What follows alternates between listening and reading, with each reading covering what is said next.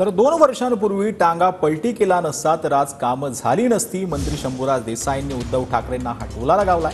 मग याचं सरकार असतं तर मोकळं जॅकेट घालून फिरावं लागलं असतं, असं देखील शंभूराज देसाई यांनी म्हटलं.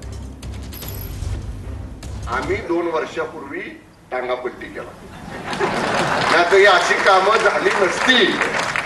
असंच बसावं लागलं असतं, मोकळं जॅकेट घालून राज्यमंत्री फिरतोय महाराष्ट्रात. आता कसं जरा अधिकार आहेत, निधी आहे आणि आग्रह धरला मुख्यमंत्र्यांकडे, हट्ट धरला मुख्यमंत्र्यांच्याकडे, तर हट्ट पुरवणारे मुख्यमंत्री आहेत.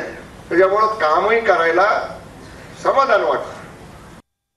पाटण तालुका, पाटण विधानसभा मतदारसंघ आणि विधानसभा मतदारसंघाचा विकास ह्याच डोळ्यासमोर ठेवून आपल्याला येणाऱ्या 2024च्या निवडणुकीला सामोरं जायचंय.